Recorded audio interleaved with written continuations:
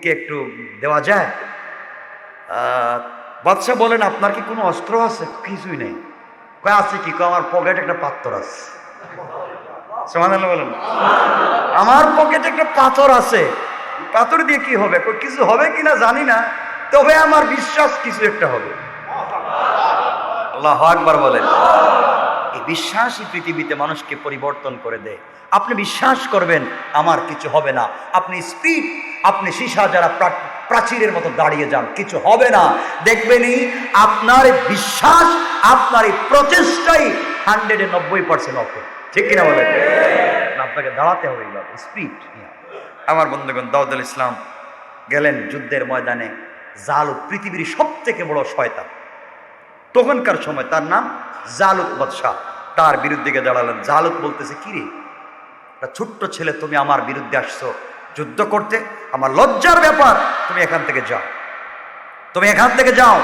এটা অদক্ষ অযোগ্য যুবক, আমার বিরুদ্ধে যুদ্ধ করতে চাও? একজন শক্তিশালী লোককে পাঠাও, আর আমার বিরুদ্ধে যুদ্ধ করার মতো ক্ষমতা একমাত্র তালুতের আছে, সুতরাং তোমাদের বাদশাকে পাঠাও। দাউদ আলাইহিস সালাম বলেন, এগুলা এই কিচ্ছা কাহিনী বাদ দেন, এই ওয়াজ নসিহতের দরকার নাই, আপনি আমার সাথে যুদ্ধ করতে পারবেন কিনা এটা বলেন। জালুত বলতেছে, তুই কি বলছিস? পিচ্চি ছেলে আমার হাঁটুর কাছাকাছি পড়ে যায়, তুই আবার যুদ্ধ করবে আমার সাথে? দাউদ বলেন, এই ক্ষমতা যা ছিল এতদিন তোমার, আর যাই হোক আমার ভিতরে আল্লাহর তাওহীদ আছে। বিসমিল্লাহির রহমানির রহিম।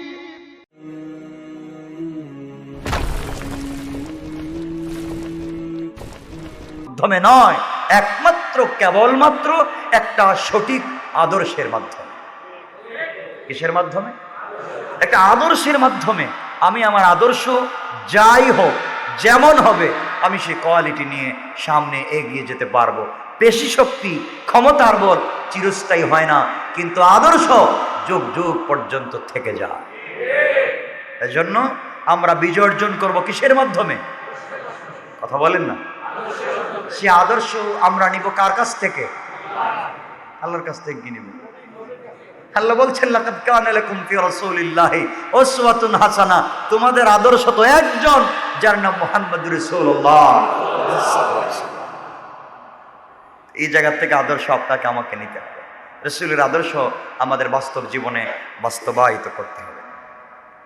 সুতরাং আসুন, হযরতে শামুয়েল আলাইহিস সালাতু ওয়াস সালাম, বাদশাহ তালুত এবং শামুয়েল, এখানে অনেক ঘটনা আছে, আমি খুব সংক্ষেপ করে আপনাদেরকে বলে দিই। মুসা আলাইহিস সালামের তাওরাত কিতাবের পাবন হয়ে উঠল এবং শরীয়ত অনুযায়ী জীবন যাপন করতে লাগলেন বাদশাহ তালুত।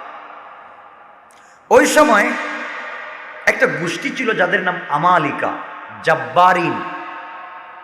এই আমালিকা জাতি মুসা আলাইহিস সালাতু ওয়াস সালামের একটা সিন্দুক ছিল, বরকতের সিন্দুক, ওইটা তারা মারামারি করে নিয়ে গেল। এই বাক্স যেটা নিয়ে গেল, সিন্দুকের ভিতরে ছিল মুসা এবং হারুনের ব্যবহারের জিনিস, এবং এর ভিতরে সেলেটে লেখা, আল্লাহর নিজের লেখা তাওরাত, মুসা ইসলামের হাতের লাঠি, সব এটার ভিতরে ছিল। ওটা তারা চুরি করে নিয়ে গেল। নিয়ে যাওয়ার পরে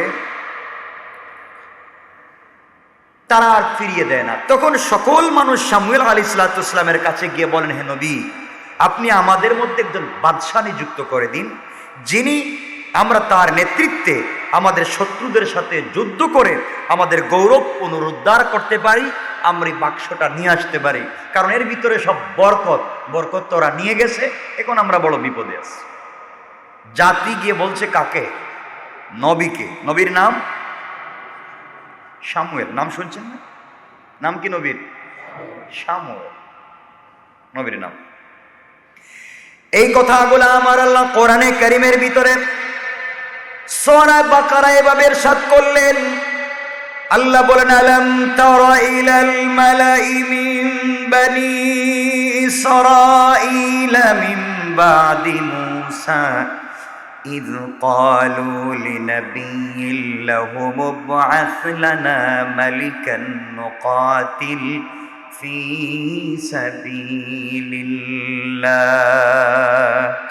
قال هل عسيتم إن كتب কুতিবা আলাইকুমুল কিতালু আল্লা তুকাতিলু ক্বালু ওয়া মা লানা আল্লা নুকাতিলা ফী সাবিলিল্লাহ ওয়া ক্বাদ উখরিজনা মিন দিয়ারিনা ওয়া আবনাইনা।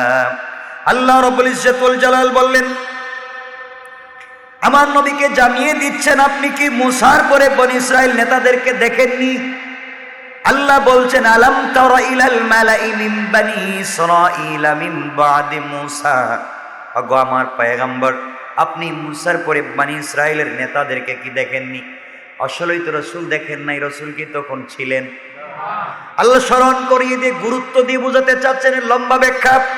আল্লাহ বুঝাচ্ছেন, তারা যখন তাদের নবীকে বলছিল আমাদের জন্য একজন বাদশা নিযুক্ত করে দিন যাতে আমরা আল্লাহ পাকের পথে যুদ্ধ করতে পারি, তিনি বললেন এমন তো হবে না যে তোমাদের জন্য যুদ্ধের আদেশ হবে আর তখন তোমরা যুদ্ধ না করো। তারা বলল, আমরা যখন নিজেদের আবাসভূমি সন্তান সন্ততি থেকে বহিষ্কৃত হয়েছি, অবশ্যই আমরা আল্লাহর পথে যুদ্ধ করব, আমরা ফিরে যাব না। আমার বন্ধুগণ, সামুয়েল আরো বললেন, শোনো, তোমাদের অমূল্য সম্পদ হলো মুসা আলাইহিস সালামের রেখে যাওয়া বরকতময় সিন্ধুক। আমালিকাগণ সেটা ছিনিয়ে নিয়ে গিয়েছে। যে পর্যন্ত তোমরা আমালিকাদের বিরুদ্ধে যুদ্ধ করে সেটা উদ্ধার করতে না পারছো, ততক্ষণ পর্যন্ত শান্তি সমৃদ্ধি অর্জন করা কোনোভাবেই সম্ভব হবে না। সুতরাং অবশ্যই তোমাদেরকে আমালিকার বিরুদ্ধে তোমাদের গৌরব অর্জন করার জন্য, তোমাদের সবকিছু ফিরিয়ে আনার জন্য যুদ্ধের প্রস্তুতি নিতে হবে। আল্লাহ রাব্বুল ইজ্জত ওয়াল জালাল আরো বললেন, وقال لهم نبيهم إن الله قد بعث لكم طالوت ملكا। আল্লাহ রাব্বুল ইজ্জত ওয়াল জালাল বললেন, আর তাদের নবী তাদেরকে বলছিলেন, আল্লাহ অবশ্যই তালুতকে তোমাদের বাদশা নিযুক্ত করে দিয়েছেন। তালুত নামে একজন ব্যক্তিকে তোমাদের বাদশা নিযুক্ত করে দিয়েছেন। তারা বলল, আমাদের উপরে তার বাদশাহী কিভাবে হয়? এই কথার লম্বা আলোচনা আল্লাহ রাব্বুল ইজ্জত ওয়াল জালালের কাছে পয়গম্বর বলেন, আল্লাহ তাআলা, আমার উম্মত, আমার জাতি বিপর্যস্ত হয়ে গিয়েছে। মুসার রেখে যাওয়া বরকত সব আমালিকা নিয়ে গিয়েছে। ওগুলা যদি আবার ফিরে পেতে হয়, অবশ্যই তুমি একজন বাদশা বানাইয়া দাও। আমার উম্মতেরা আমাকে বলছে বাদশার কথা, আয় আল্লাহ তাআলা, তুমি একজন বাদশা বানাইয়া দাও। আল্লাহর সাথে এত ভালো সম্পর্ক থাকবার পরে পয়গম্বর বলেন নাই, আল্লাহ তুমি আমাকে বাদশা বানাইয়া দাও। তিনি বলছেন, আল্লাহ যাকে পছন্দ করেন একজন বাদশা বানাইয়া দেন। আর আমাদের সাথে যদি বড় বড় নেতাদের সম্পর্ক হয়, আমরা অন্যের কথা বলি না, টাকা পয়সা দিও চাই নেতা, টাকা লাগলে টাকা নেন, দখল করে চাইলে বাড়িও 2-4টা দিব, এরপর নেতা আমারে বানা, ঠিক কিনা বলেন? আমার নেতা বানান, দরকার হলে 2-4টা বাড়িও দখল করে দিই, নেন। হযরতে শামুয়েল বললেন, আল্লাহ তাআলা, আমি জামানার পয়গম্বর, আমি বলতে পারতাম আপনি আমাকে পয়গম্বরের সাথে সাথে রাজত্ব দান করেন। আল্লাহর কাছে তিনি বললেন, কত সুন্দর তার বাচনিক ভঙ্গি। আল্লাহর কাছে বলেন, আল্লাহ তাআলা, যার মাধ্যমে এই দেশে বিজয় অর্জন করা যাবে, যার ক্ষমতার প্রভাবের মাধ্যমে এই দেশের ভিতর আবার সিন্ধুক ফিরে আসবে, এমন একজন ব্যক্তি চাই। আল্লাহ রাব্বুল ইজ্জত ওয়াল জালাল তালুত নামে একজন ব্যক্তিকে মনোনীত করেন। আল্লাহ বললেন, ক্বালু আন্না ইয়াকুনু লাহুল মুলকু আলাইনা ওয়া নাহনু আহাক্কু বিল মুলকি মিনহু ওয়া লাম ইউতা সাআতাম মিনাল মাল। আল্লাহ রাব্বুল ইজ্জত ওয়াল জালাল বললেন, তালুতকে আমি বাদশা বানায়া দিলাম। যেই মাত্র তালুতের কথা আল্লাহ ঘোষণা করলেন, এমন সময় সামুয়েলের অনুসারী অর্থাৎ বনী ইসরাইল বলতে লাগলো, আমাদের নবী, আপনি পয়গম্বর, আপনার কাছে চাইলাম একজন বাদশার কথা, এমন একজন ব্যক্তির নাম ঘোষণা করছেন, ও তো বংশের দিক থেকেও আমাদের চাইতে বড় না, ক্ষমতার দিক চাইতেও বড় না, আর তো গরিব মানুষ, 3 বেলার 1 বেলা খাবার নাই, এমন লোকটাকে কি আবার বাদশা বানাইয়া দিলেন? এক কথায় তারা বলতে লাগলো, তার প্রচুর ধন সম্পদ নাই, আমাদের সম্পত্তি আছে, আমাদেরকে কেন বানানো হলো না? তিনি বললেন, আল্লাহ অবশ্যই তাকে মনোনীত করেছেন, তিনি তাকে জ্ঞানে এবং দেহে সমৃদ্ধ করেছেন। তার দুনিয়ার সম্পত্তি না থাকতে পারে, কিন্তু তার জ্ঞান আছে, হিকমত আছে, দেহটা বড় আছে। সুতরাং আল্লাহ যাকে ইচ্ছা তাকে রাজত্ব দান করেন। আল্লাহ রাব্বুল ইজ্জত ওয়াল জালাল বললেন, আল্লাহু ইউতি মুলকাহু মান ইয়াশা ওয়াল্লাহু ওয়াসিউন আলীম। আল্লাহ রাব্বুল ইজ্জত ওয়াল জালাল বললেন, আল্লাহ যাকে ইচ্ছা তার রাজত্ব দান করেন। আল্লাহ প্রাচুর্যময়, আল্লাহ প্রজ্ঞাময়, আল্লাহ বুঝেন কার মাধ্যমে কি হবে। এজন্য আমার বুঝে ধরুক আর না ধরুক, আমার মেধার জ্ঞানে ধরুক আর না ধরুক, আল্লাহ যেটাকে ফয়সালা করে দিয়েছেন, আল্লাহ যেটাকে মীমাংসা করে দিয়েছেন, আল্লাহ যেটা সিদ্ধান্ত দিয়েছেন, আমার বুঝে ধরুক তোমার বুঝে ধরুক, আমি জানতে চাই না। আল্লাহ গরিব লোকটাকে বাদশা বানাইয়া দিয়েছেন, আমিও মানি তোমরাও মানো। আমার বিশ্বাস এই ব্যক্তির মাধ্যমে জালুত থেকে সিন্দুক নিয়ে আসা যাবে। কোন সুবহানাল্লাহ। আল্লাহ রাব্বুল ইজ্জত ওয়াল জালাল বুঝাতে চান, বনি ইসরাইল তোমরা শোনো, তোমরা মনে করেছো ক্ষমতার প্রভাব কাটাইয়া, রাজত্বের প্রভাব কাটাইয়া, প্রচুর ধন সম্পদের মাধ্যমে তোমরা বিজয় অর্জন করতে পারবে। আমি আল্লাহ রাব্বুল ইজ্জত ওয়াল জালাল বুঝাইয়া দিলাম, প্রচুর সম্পদের মাধ্যমে বিজয় অর্জন করা যাবে না, ক্ষমতা প্রভাবের মাধ্যমে বিজয় অর্জন করা যাবে না। আমি আল্লাহ একটা গরিব লোককে তোমাদের নেতা বানাইয়া বুঝাইয়া দিলাম, ক্ষমতার মালিকে কচ্ছত্র আমি আল্লাহর। আমি আল্লাহ যাকে ইচ্ছা দিতে পারি, যার কাছ থেকে ইচ্ছা নিতে পারি, এবং আমি আল্লাহ চাইলে যেই কাজ প্রেসিডেন্ট করতে পারে না, ওই কাজ এই রিক্সাওয়ালার মাধ্যমে করাইয়া পাবলিককে দেখাইয়া দিতে পারি। এই জন্য আল্লাহ বললেন, তোমাদের ক্ষমতা আছে, তোমাদের প্রভাব আছে, তোমাদের সামর্থ্য আছে, তোমাদের টাকা পয়সা আছে, আমি জানি ওগুলার মাধ্যমে তোমরা জালুত থেকে সিন্দুক ছিনিয়ে আনতে পারো নাই। আমি আল্লাহ এমন একটা গরিব লোককে তোমাদের নেতা বাদশা বানাইয়া দিলাম। ওই লোকটা দুনিয়ার গরিব হতে পারে, তার ভিতরটা হচ্ছে আমি আল্লাহর তাওহীদে ভরা। কোন সুবহানাল্লাহ। আমি আল্লাহর বিশ্বাস যেহেতু তার ভিতরে আছে, আমার বিশ্বাস যেহেতু তার ভিতরে আছে, দুনিয়ার সম্পত্তি লাগবে না। আমার বিশ্বাস নিয়ে যদি রাস্তায় দাঁড়িয়ে যায়, আমি আল্লাহ ওই ব্যক্তির মাধ্যমে আবার তোমাদেরকে বিজয় দেব। কোন সুবহানাল্লাহ। তাদের নবী আর বলতে লাগলেন, আল্লাহ সূরা বাকারা আলো বলেন, ওয়াকালা লাহুম নাবিয়ুহুম ইন্না আয়াতা মুলকিহি আইয়াতিয়াকুমুত তাবুতু ফীহি সাকিনাতুম মির রাব্বিকুম ওয়া বাকিয়াতুম মিম্মা তারাকা আলু মূসা ওয়া আলু হারুনা তাহমিলুহুল মালাইকা ইন্না ফী যালিকা লাআয়াতান লাকুম ইন কুনতুম মুমিনিন। আল্লাহ রাব্বুল ইজ্জত ওয়াল জালাল বললেন, তাদের নবী তাদেরকে আরো বলল, তার বাদশাহীর আলামত তোমরা জানো না? যে লোকটাকে আমি আল্লাহ বাদশাহ বানাইয়া দিয়েছি সে গরিব, তার ক্ষমতা নাই, এই জন্য তোমরা তাকে মানতে চাও না।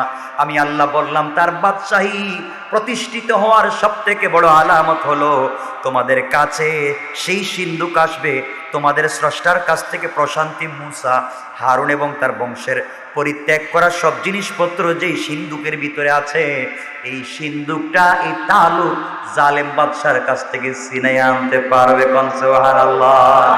আল্লাহ বুঝাইয়া দিতে চান, আমি চাইলে একজন নিরীহ গরিব মানুষের মাধ্যমে প্রভাবশালী ক্ষমতাবানদেরকে জমিন থেকে নিচে নামাইয়া আমি আল্লাহ চাইলে দুনিয়ার মানুষকে দেখায়া দিতে পারে। কোন ঠিক কিনা? পারেন না? আমি বলছি না, আল্লাহ কথাগুলো বলছেন। এরপর আল্লাহ বলছেন, তোমরা যদি মুমিন হয়, ইন্না ফী যালিকা লাআয়াতাল লাকুম ইন কুনতুম মুমিনিন, অবশ্যই তোমরা যদি মুমিন হও তবেই তোমাদের জন্য আলামত রয়েছে, তোমরা মুমিন হলেই বুঝতে পারবে। আমার বন্ধুগণ, লম্বা কথা, তারা বাদশাহী লাভের যোগ্যতা প্রমাণ। হযরতে তালুতের বাদশাহী লাভের যোগ্যতার প্রমাণ হলো শত্রু আমালিকার শক্তির জুড়ে তোমাদের কাছ থেকে যে সিন্দুক নিয়ে গিয়েছে ওটা রাখতে পারবে না। ওটা আমি আল্লাহ রাব্বুল ইজ্জত ওয়াল জালাল তালুতকে বাদশা বানানোর সাথে সাথে ফেরেশতার মাধ্যমে তোমাদের কাছে পৌঁছায়া দেওয়ার ব্যবস্থা করে দিলাম। লম্বা কথা, আমি সেদিকে যাচ্ছি না। এক পর্যায়ে আমালিকা যে জাতি সিন্দুক চুরি করে নিয়ে গেছে লাভের আশায়, এখানে সব বরকত আছে, তাইলে আমরা বরকতগুলো নিয়ে নিই। চুরি করে নিয়ে গেছে। চুরি করে নিয়ে যাওয়ার পরে মহা বিপদে পড়ছে। সিন্দুক যেখানেই রাখে সেখানেই দুর্ঘটনা ঘটে। ছিল এটার ভিতরে বরকত, রহমত, কিন্তু তাদের কাছে নিয়ে যাওয়ার পর এটা বিপদের কারণ হয়েছে। কারণ যার কাছে যে জিনিস থাকবার কথা তার কাছে যদি না থাকে তাহলে কি হয় বলেন তো? বিপদ হবে না? এজন্য বানরকে কিন্তু গাছে উঠানো শিখাইয়েন না। ও যেখানে পারে ওখানে কূপ দিবে। কথা বলেন না কেন?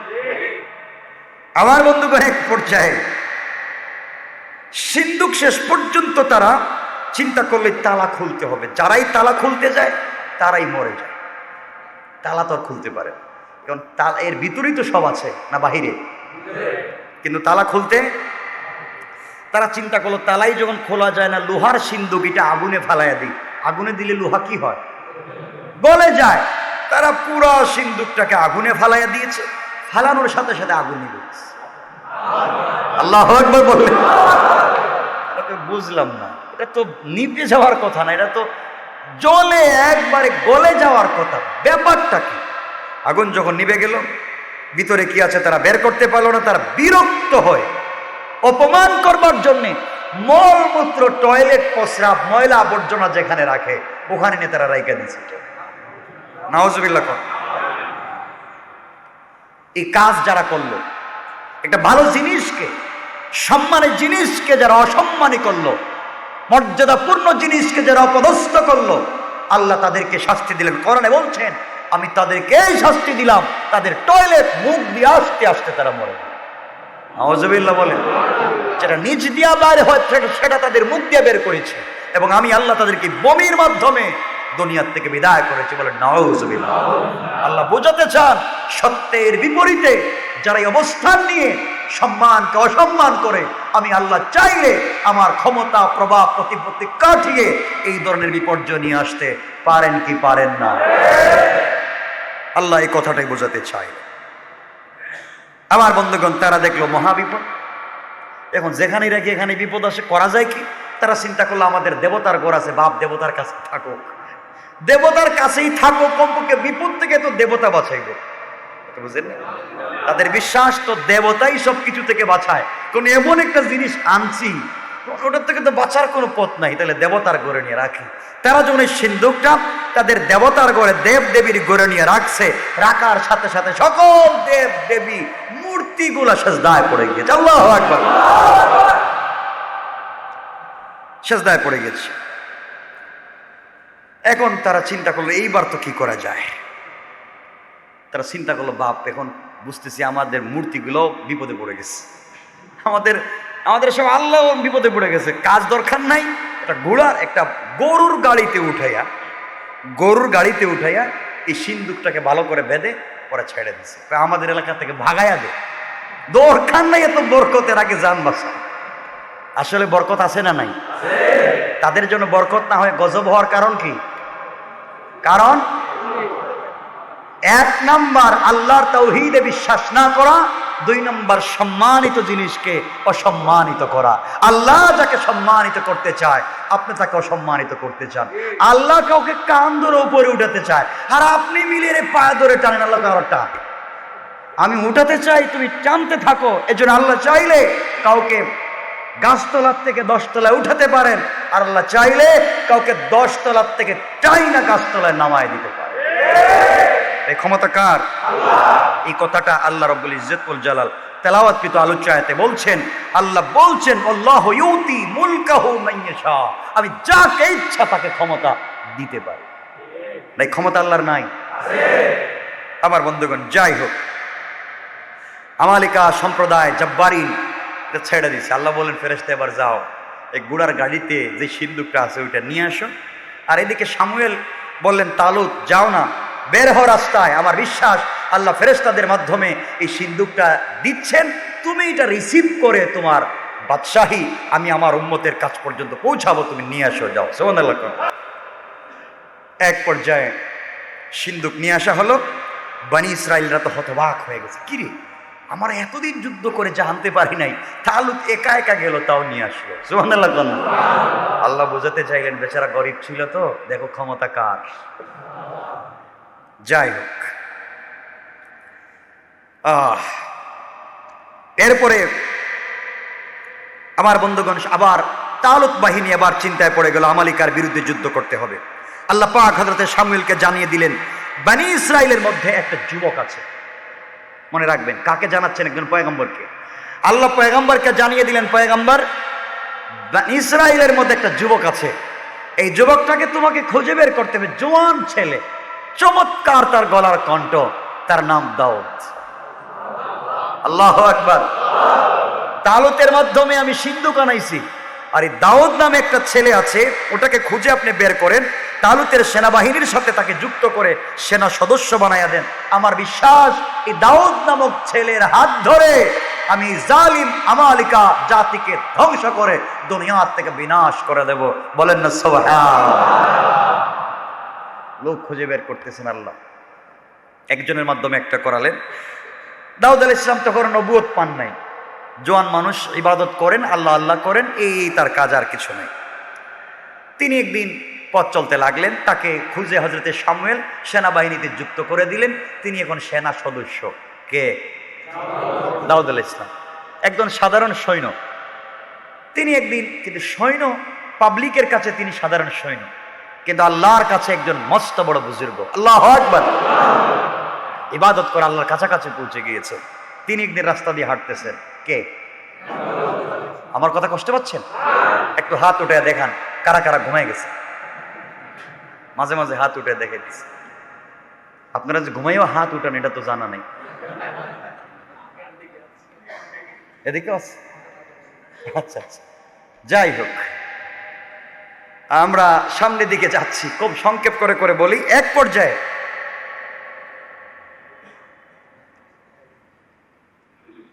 এই ঘটনাগুলোর থেকে কিছু বুঝতেছেন আপনারা?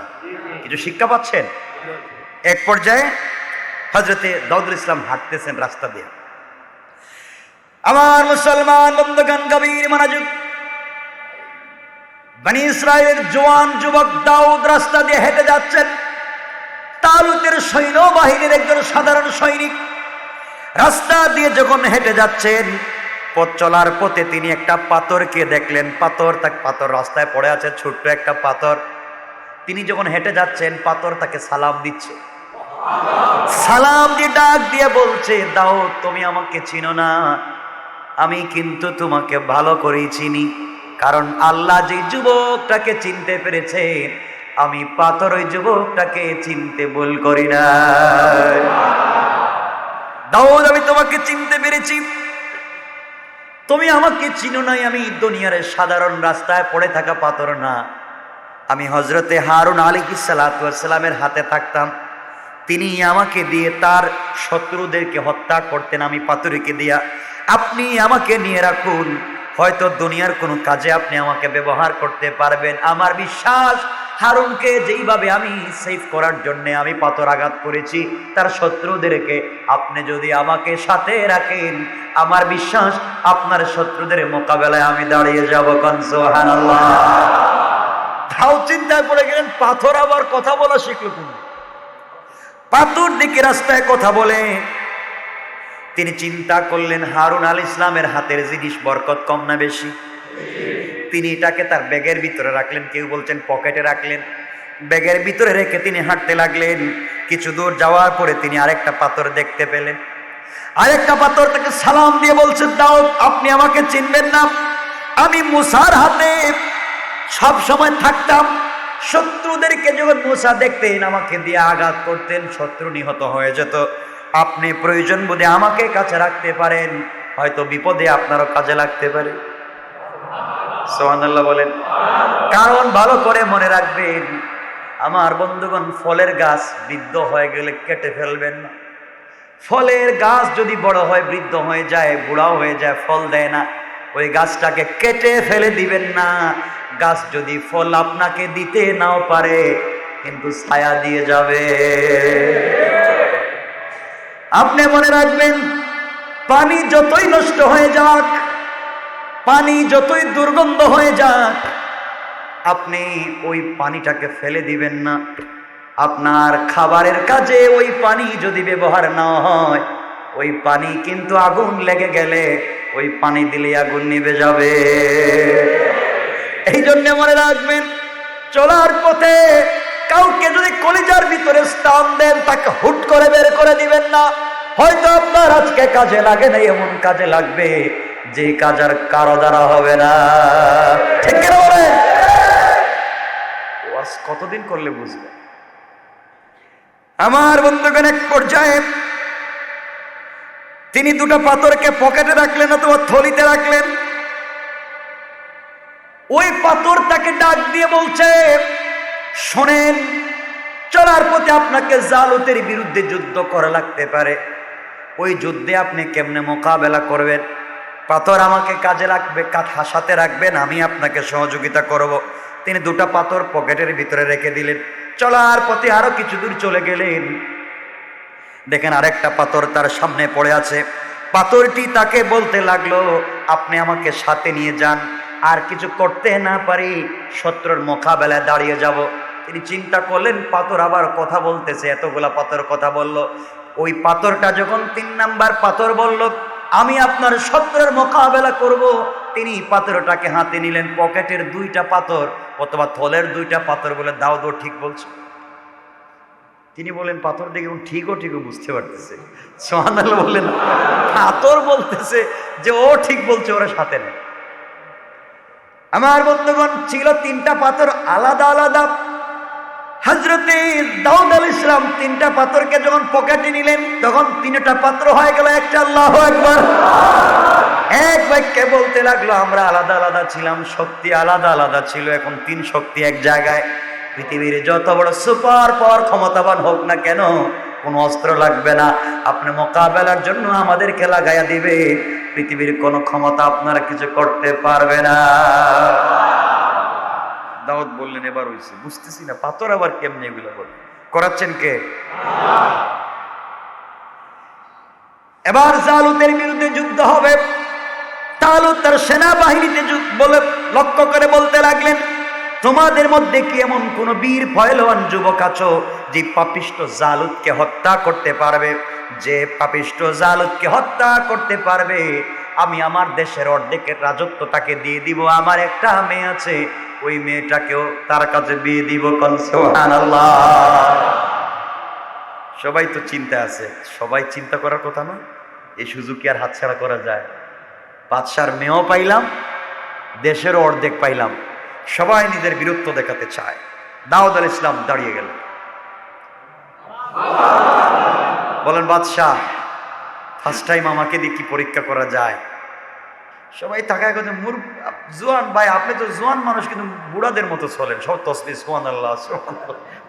আপনি তো আছেন আর তসবিহ আছে, আপনি যুদ্ধ বিগ্রহ এগুলা কি বুঝবেন? আপনি এগুলা কি বুঝবেন? আপনি তো এগুলাতে নাই, আপনি তো আলাদা। তিনি বললেন, বাদশাহ, আমাকে কি একটু দেওয়া যায়? বাদশাহ বলেন, আপনার কি কোনো অস্ত্র আছে? কিছুই নেই। কয়, আছে কি? আমার পকেটে একটা পাথর আছে। সুবহানাল্লাহ বলেন, আমার পকেটে একটা পাথর আছে, পাথর দিয়ে কি হবে? কিছু হবে কিনা জানি না, তবে আমার বিশ্বাস কিছু একটা হবে। আল্লাহু আকবার বলেন। এই বিশ্বাসই পৃথিবীতে মানুষকে পরিবর্তন করে দেয়। আপনি বিশ্বাস করবেন আমার কিছু হবে না, আপনি স্পিড, আপনি সীসা যারা প্রাচীরের মতো দাঁড়িয়ে যান, কিছু হবে না। দেখবেনই আপনার বিশ্বাস, আপনার এই প্রচেষ্টাই 190% অফল।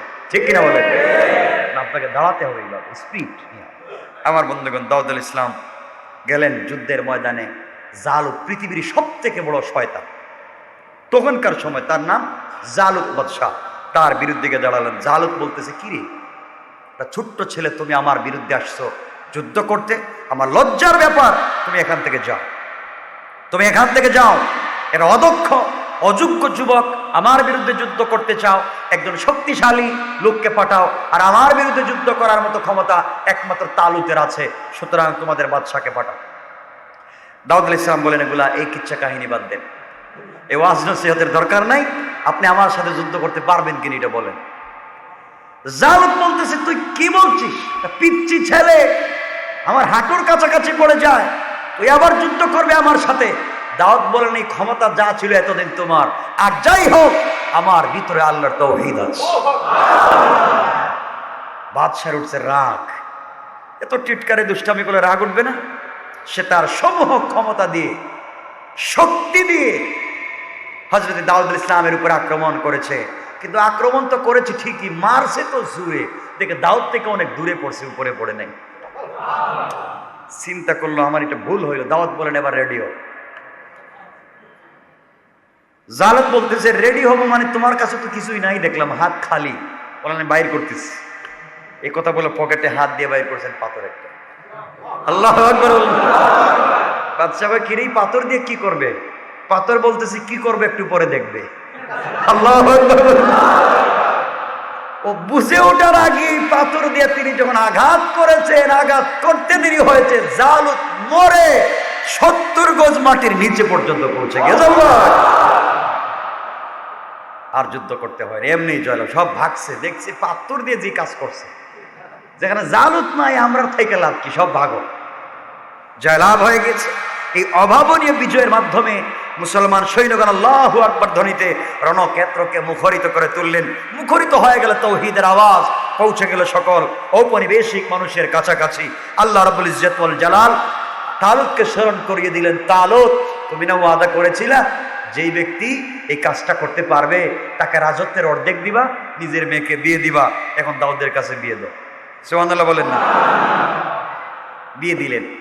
কিছুদিন পরে দাউদ আলাইহিস সালামের শ্বশুরের নাম কি? তালুত। তিনি ইন্তেকাল করলেন, তিনি বাকি অর্ধেকেরও মালিক হয়ে পুরো রাজত্বের মালিক হয়ে গেলেন। সুবহানাল্লাহ। রাজত্বের মালিক হওয়ার পাশাপাশি আল্লাহ রাব্বুল ইজ্জত ওয়াল জালাল তাকে নবুয়তের মর্যাদায় ভূষিত করলেন। বলেন সুবহানাল্লাহ। এই যে দিন রাজত্ব লাভ করলেন, এই দিন ছিল 10 মুহররম আশুরা।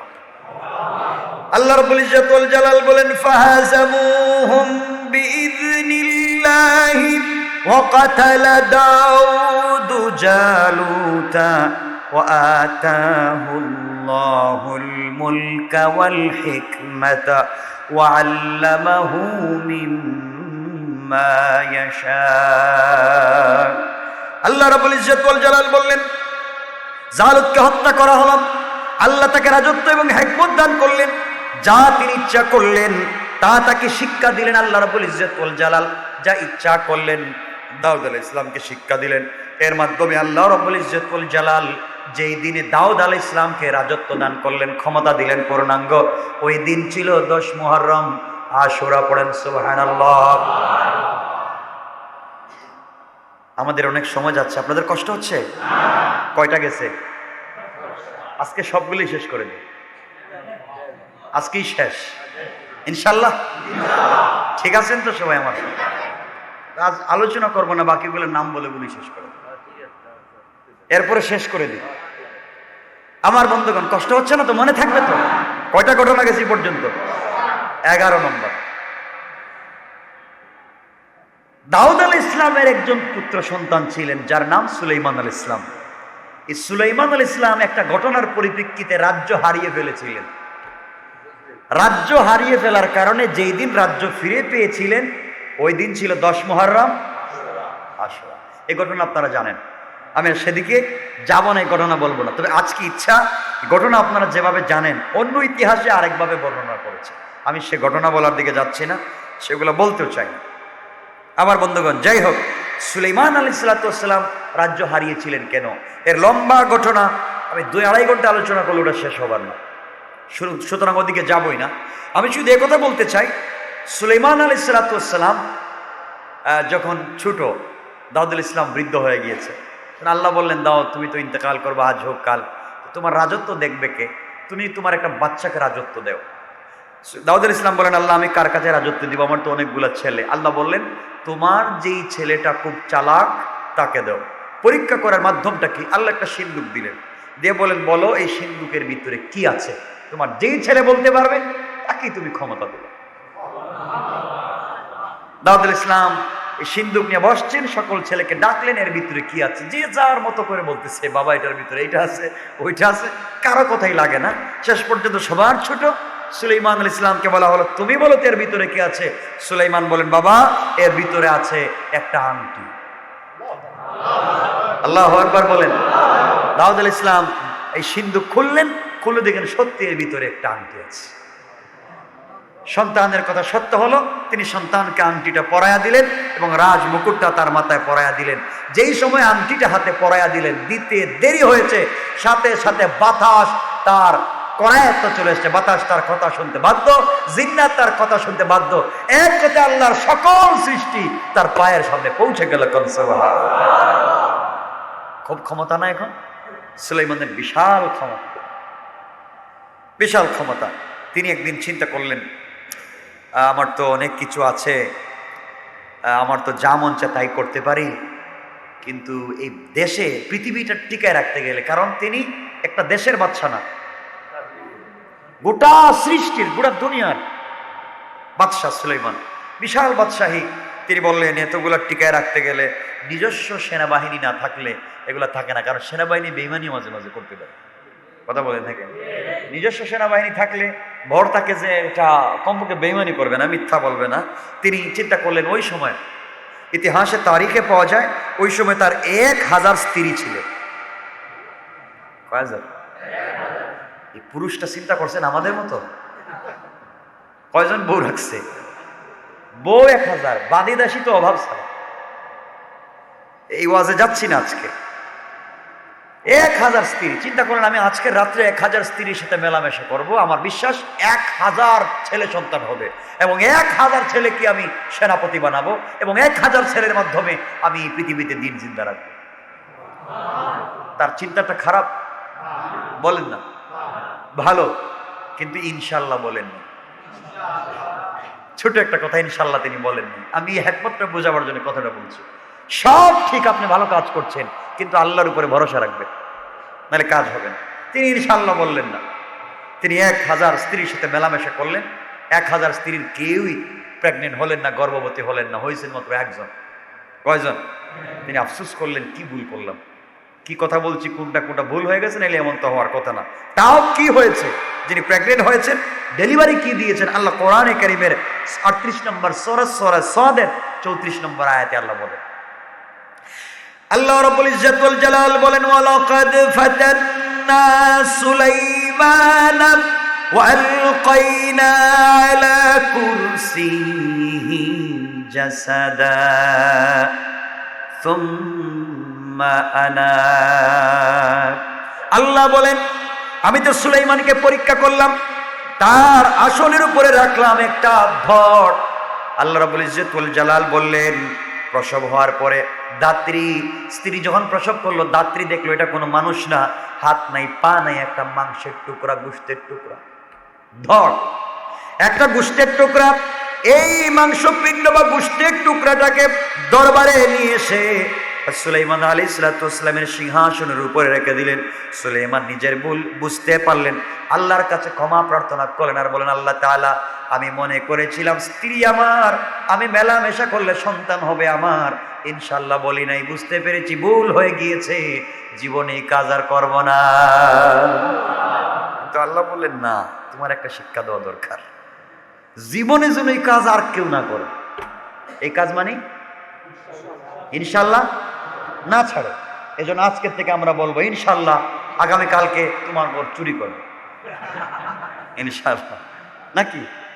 ইনশাল্লাহ ভালো কাজে ব্যবহার করেন, ভালো কাজে ইনশাল্লাহ বলেন। যারা আরবে গিয়েছেন, সৌদি আরবে, এরা দেখবেন কথায় কথা আলহামদুলিল্লাহ, সুবহানাল্লাহ, ইনশাল্লাহ, মাশাল্লাহ, মানে এছাড়া কোনো কথাই নেই, সুর, কিন্তু খালি ইনশাল্লাহ কয়, ঠিক না? বলে অভাব নাই ওদের, ওদের মুখে আছে ইনশাল্লাহ, সুবহানাল্লাহ, মাশাল্লাহ, জাযাকাল্লাহ, আলহামদুলিল্লাহ, হাইয়াকাল্লাহ, তাবারাকাল্লাহ, মানে বলতেই আছে। অথচ পাঞ্জাবির নিচে লম্বা জুব্বা পড়ছে, একটা পায়জামা পরে নেয়। এত শয়তান, মানে এত শয়তান। কিন্তু তাবারাকাল্লাহ, মাশাআল্লাহর অভাব নাই। ভয় এদের ভিতরে। এটা এমন কাজ হয়ে গেল এই সমাজে, আমরা এগুলো করি না। এজন্য আমরা আজকের থেকে সকল কাজে কি বলবো? আগামীকালকের থেকে নামাজ শুরু করব ইনশাআল্লাহ, না? আমরা তখন পড়তেছি, আমরা এখন থেকে সালাত আদায় করতেছি, পড়েন আলহামদুলিল্লাহ। এবং আজকে রাত্র থেকে পূর্ণাঙ্গ সালাত আদায় করার চেষ্টা করব ইনশাআল্লাহ। আল্লাহ যেন কবুল করেন, আমিন। কষ্ট পাচ্ছেন আমার কথায়? যাক, এই ভুল সংশোধনের জন্য সুলাইমান ইসলামের দীর্ঘ একটা ঘটনা ঘটে গেল। এই ঘটনা আপনারা শুনেছেন, আমার কাছ থেকে শুনেছেন, লম্বা আলোচনা শুনেছেন। আমি ভিন্ন লাইনে আজকে বলার দরকার নাই। সুলাইমান ইসলাম এই আংটিটা রাখতেন এক এক জায়গায়, যেহেতু এই আংটির মধ্যে ছিল ইসমে আজম। কি ছিল? ইসমে আজম তো বুঝেন, মানে আল্লাহর একটা নাম আছে ইসমে আজম। এটা যদি লিখে আপনি আগুনে দেন, আগুন জ্বালাবে না। সমুদ্রে জাপ দেন, আপনি ডুববেন না। শত্রুর মোকাবেলায় চলে যান, শত্রু আপনার কিছুই করতে পারবে না। সুবহানাল্লাহ। তো এই আংটিতে ছিল ইসমে আজম। এর ইসমে আজমের বরকতে গোটা দুনিয়া তার পাগল, বাতাস তার সিংহাসন নিয়ে ঘুরে, আর সকল জিন্নাত তার কথা শুনতে বাধ্য। যাই হোক, এই আংটিটা ইসমে আজম লেখা ছিল, একদিন তিনি রেখে গিয়েছেন, ভুল হয়ে গিয়েছিল আংটি রাখতে গিয়ে। এরপর একটা বড় দুর্ঘটনা ঘটে গিয়েছে, সেটা অনেক লম্বা। এরপরে তিনি আংটিটা যেদিন ফিরে পাইলেন স্ত্রীর হাত দিয়ে, ওই দিন ছিল 10 মুহররম আশুরা। সুবহানাল্লাহ। মানে ঘটনা এখানে শেষ। যাই হোক, কটা ঘটনা বললাম? সুলাইমান ইসলাম আংটি যেদিন পাইছেন, এর দিন একটা লম্বা ইতিহাস আছে, এটা আপনারা জানেন। 12 নম্বর হচ্ছে হযরত ঈসা আলাইহিস সালাতু ওয়াস সালাম একজন বড় পয়গম্বর ছিলেন, যার কাছে কোন কিতাব নাজিল হয়েছিল? বলেন না? ইনজিল কিতাব নাজিল হয়েছিল। তাকে আল্লাহ রাব্বুল ইজ্জতুল জালাল আসমানে উঠায় নিয়েছিলেন যেই দিন, ওই দিন ছিল 10 মুহররম আশুরা। হযরতে ঈসা আলাইহিস সালাতু ওয়াস সালাম, আল্লাহ রাব্বুল ইজ্জতুল জালাল কোরআনে কারীমের সূরা নিসায় বলছেন, ওয়া ইম মিন আহলিল কিতাব ইল্লা লা ইউমিনান্না বিহি ক্বাবলা মাউতিহি। আল্লাহ বলছেন, তারা ঈসা আলাইহিস সালাম মনে করেছিল, আহলে কিতাবের লোকেরা মনে করেছিল ঈসা আলাইহিস সালাম ইন্তেকাল করেছেন, তারা ঈসা আলাইহিস সালামকে ধরে ফেলেছে, কুশবিদ্ধ করেছে। আল্লাহ রাব্বুল ইজ্জতুল জালাল বলেন, তার মৃত্যুর আগে আহলে কিতাবের প্রত্যেকেই কোরআনের উপর ঈমান এনে মুসলমান হয়ে যাবে। আল্লাহ কি বলছেন? তার মৃত্যুর আগে সকল আহলে কিতাব কোরআনের উপরে ঈমান এনে মুসলমান হয়ে যাবে। এখন আমাকে বলেন, সারা পৃথিবীর মানুষ কি মুসলমান? আল্লাহ কোরআনে বলছেন, সূরা নিসা 4 নম্বর সূরা 159 নম্বর আয়াতে একটা প্রমাণ আপনাদেরকে দিচ্ছি। আল্লাহ বলছেন, ঈসার মৃত্যুর আগে পৃথিবীর সকলেই মুসলমান হবে। এ থেকে বোঝা যায় ঈসা এখনো মরেন নাই, কারণ এখন সবাই মুসলমান। কেউ ইহুদি, কেউ খ্রিস্টান, কেউ বিভিন্ন ধর্মের লোক, বোঝা গেল ঈসা মরেন নাই, ঈসা এখনো জীবিত আছে। এই কথাটাই আল্লাহ বোঝাতে চাচ্ছেন, ঈসা মৃত্যুর আগে সকল মানুষ মুসলমান হবে, সুতরাং ঈসা এখনো মরেন না। আর তারা কি বলে? ঈসা কুশবিদ্ধ হয়েছেন, তিনি মরে গিয়েছেন। আল্লাহ আরো ইরশাদ করেন, ওয়ামা কাতালুহু ওয়ামা সালাবুহু ওয়ালাকিন শুববিহা লাহুম। আল্লাহ বলেন, ওরা ইহুদিরা ঈসা আলাইহিস সালামকে হত্যা করেনি, তারা বলেছে হত্যা করেছে, ঈসাকে হত্যাও করতে পারেনি, কুশবিদ্ধও করতে পারেনি, বরং তারা একটি সন্দেহের ভিতরে আছে। আসলে ঈসাকে মারতেও পারে নাই, কুশেও লাগায় নাই। ঈসা আছেন কোথায়? চতুর্থ আসমানে। কোথায় আছেন? আল্লাহ রাব্বুল ইজ্জতুল জালাল বলেন, ওয়ামা কাতালুহু ইয়াকিনা বার রাফাহু আল্লাহু ইলাইহি। আল্লাহ বলেন, একথা সন্দেহাতীতভাবে সত্য, ঈসা আলাইহিস সালামকে তারা হত্যা করতে পারেনি, আল্লাহ তাআলা তাকে নিজের দিকে উপরে উঠায় নিয়েছেন। তারা যাকে হত্যা করেছে এটা ঈসা নয়, তাদেরই একটা ইহুদি কন্যা। নাউজুবিল্লাহ। সুতরাং আমরা জানতে পারলাম ঈসা আলাইহিস সালাম মরেন। তারা যেদিন ঈসা আলাইহিস সালাম, দুররে মনসুর একটা সহিহ হাদিসে আছে, রাসূল পাক বলছেন, ইন্না ঈসা লাম ইয়ামুত ওয়া হুয়া রাজিউন ইলাইকুম ক্বাবলা ইয়াউমিল কিয়ামা। আল্লাহ রাসূল বলছেন যে ঈসা মারা যাননি, কিয়ামতের পূর্বে তিনি আবার তোমাদের কাছে ফিরে আসবেন। বলেন না সুবহানাল্লাহ। এখান থেকে আমরা বুঝতে পারলাম যে ঈসা আলাইহিস সালাম কোথায় আছেন। ঈসা আলাইহিস সালামকে ওরা মারতে চাইল। যেদিন তারা মারতে চাইল, ওই দিন তো পুরা গড়কে ব্যারিকেড দিছে, ঈসা আলাইহিস সালাম ভিতরে ঘুমায় আছেন। আল্লাহ জিবরিল আমিনকে পাঠায় বলেন, ঈসার গড়ের উপরের ছাদটা খুলে ফেল। আর ওরা তো ঈসাকে মারতে চায়, ঘর থেকে বের হলেই তুমি ঈসাকে এদিকে উঠাইয়া আমার কাছে নিয়ে আসো। ঈসা আলাইহিস সালামকে জিবরিল আমিন নিয়ে গেলেন। সকাল হয়ে গেল, ঈসা তো ঘর থেকে বের হন না। সবাই বলে ঈসা গেল কই? তাদের মধ্যে খুব বেশি কিছু মানুষ আছে না যে বেশি বেশি কাজ করে, আগে থাকতে চায় সব কিছু, মানে বেশি বুঝে। আপনারা এটা কি বলে যে বেশি বুঝে, যে আপনারা বলেন বেশি মাতবর, বেশি পণ্ডিত, এই বুঝছেন, বেশি পণ্ডিত, কিছুই বুঝে না, সব বুঝে। এর জিখাইলে দেখবেন সব বুঝে, আসলে কিছুই বুঝে। ওই বেশি পণ্ডিত একটা যুবক ছিল, হ্যাঁ, দরজা ভেঙ্গে ঘরের ভিতরে ঢুকে গেছে। ঘরের ভিতরে অন্ধকার, ঈসা আলাইহিস সালাম কোথায়? আসমানে।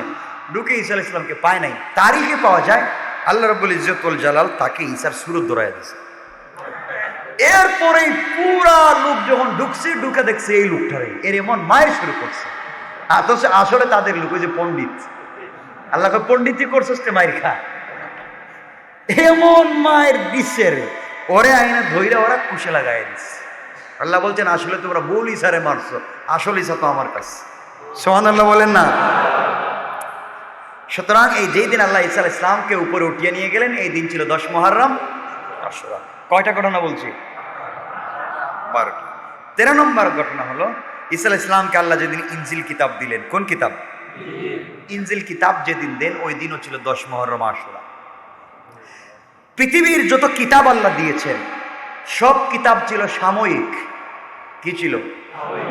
যেমন আমাদের দেশে যে লকডাউন, এটা কি স্থায়ী না সাময়িক? এখন আছে নাই। সেই সময় ভালো হয়ে গেলে এগুলো থাকবে না, চুরি চামারি দুষ্টামি এগুলো থাকবে না, এগুলো সব সাময়িক। ক্ষমতাও পৃথিবীর সব সাময়িক। কথা বলেন না কেন? স্থায়ী ক্ষমতা কার? সব সাময়িক। যাই হোক, এই দিকে যাচ্ছি না আমি। হযরতে আল্লাহ পৃথিবীতে যত কিতাব দিয়েছিলেন সব সাময়িক, স্থায়ী কোনো কিতাব দেন নাই। আর সব কিতাবের নিচে বিশেষ দ্রষ্টব্য আল্লাহ বলেছেন এই জন্য কিতাব সাময়িক, যখন কোরআন নাজিল হবে সব কিতাব বাতিল। সকল নবীরা যদি বেঁচে থাকো, সকল নবীদের অনুসারীরা যদি বেঁচে থাকো, অবশ্যই তোমরা কোরআনের পথে চলবে। এবং সাদরুল আম্বিয়া মুহাম্মদুর রাসূলুল্লাহ সাল্লাল্লাহু আলাইহি ওয়াসাল্লাম, সরদারুল আম্বিয়া, সকল রাইসুল আম্বিয়া মুহাম্মদুর রাসূলুল্লাহ সাল্লাল্লাহু আলাইহি ওয়াসাল্লামকে তোমাদের অনুসরণ করা লাগবে। কোন সুবহানাল্লাহ। এই কথাটা সব কিতাবে ছিল যে এটা হচ্ছে স্থায়ী আর ওগুলা অস্থায়ী, সাময়িক। এগুলা দিলেন আল্লাহ। তারা জিদের বশবর্তী হয়ে কোরআনকে মানতে চায় না। কারণ আল্লাহ পৃথিবীতে বাকি যত কিতাব দিয়েছিলেন কোরআন ছাড়া, এগুলোর ভাষা ছিল হিব্রু, সুরিয়ানি, ইব্রানি। এই পৃথিবীতে হিব্রু নামে কোনো ভাষাও নাই, সুরিয়ানি নামে কোনো ভাষাও নাই, ইব্রানি নামে কোনো ভাষাও নাই, এগুলার কোনো বর্ণমালাও নাই। আল্লাহ বলেন এগুলার কিতাবও আমি উঠিয়ে নিয়ে গিয়েছি, এগুলার বর্ণমালাও আমি উঠিয়ে নিয়ে গিয়েছি। সুতরাং জাবুর, ইনজিল, তাওরাত এগুলো হিব্রু ভাষায়, সুরিয়ানি ভাষায় নাজিল করেছেন। এই ভাষায় কোনো লোকে আজ পর্যন্ত কথা বলে? তাহলে কিতাব গেল কই? এখন তাদের কাছে যে কিতাব আছে এটার নাম কি? বাইবেল। এটা কোন ভাষায় লেখা? বলেন নাকি? ইংরেজি ভাষায়। আপনাদের জানা মতে বা আপনাদের কারো জানা মতে, কারণ আপনারা অনেক কিছুই জানেন, আমার থেকেও জানে আলহামদুলিল্লাহ, মাসা অনেক কিছু জানেন যেটা আমিও জানি না, আপনারা জানেন। তো আপনাদের এই জানার ভিতরে কি এমন কোনো জানা বিষয় আছে যে আল্লাহ রাব্বুল ইজ্জত ওয়াল জালালের পৃথিবীতে কোনো একটা কিতাব ইংরেজি ভাষায় নাজিল করেছে? জানা থাকলে একটু হাত তুলো। নাই। তো পৃথিবীতে বোঝা গেল ইংলিশ ভাষায়, ইংরেজি ভাষায় কোনো কিতাব। তাহলে এই যে বাইবেলকে তারা বলছে এটা আল্লাহর কিতাব, এটা কি সত্য না মিথ্যা? আর আল্লাহ বলছেন এই ভাষায় তো আমি কোনো কিতাবই দিলাম না, এটা পাইলো কোয়েরা? আমি তো দিয়েছি হিব্রু ভাষায়, সুরিয়ানি ভাষায়, ইব্রানি ভাষায়, এগুলো পাইলো কই? সুতরাং এই ভাষাও নাই, এই কিতাবও নাই। সুতরাং কোরআন ছাড়া, আল্লাহ কোরআন কোন ভাষায় নাজিল করছে? আরবি কি এখন পৃথিবীতে আছে? কোরআন ঠিক আছে, বাকি একটাও কিতাব নেই। এটা প্রমাণ করে সুরিয়ানি ভাষা, হিব্রু ভাষা, ইব্রানি ভাষা পৃথিবীর থেকে উঠে যাওয়া প্রমাণ করে ওগুলা ছিল সাময়িক। আরবি ভাষা থেকে যাওয়া, কোরআন এখানে থেকে যাওয়া, এটা প্রমাণ করে কোরআন হচ্ছে একমাত্র স্থায়ী কিতাব। যাই হোক, আল্লাহ রাব্বুল ইজ্জত ওয়াল জালাল, এখন আপনারা বলবেন এর প্রমাণ কি? ওরা যে কিতাবকে বিকৃত করেছে, বাইবেল যে নিজের ভাষায় লিখছে, এটার প্রমাণ লাগবে না? আপনারা তো প্রমাণ চান না, লাগবে না প্রমাণ? আল্লাহ রাব্বুল ইজ্জত ওয়াল জালাল কোরআনে কারীমের 2 নম্বর সূরা সূরা বাকারার 79 নম্বর আয়াতে আল্লাহ বলেন ফাওয়াইলুল লিল্লাযীনা ইয়াকতুবু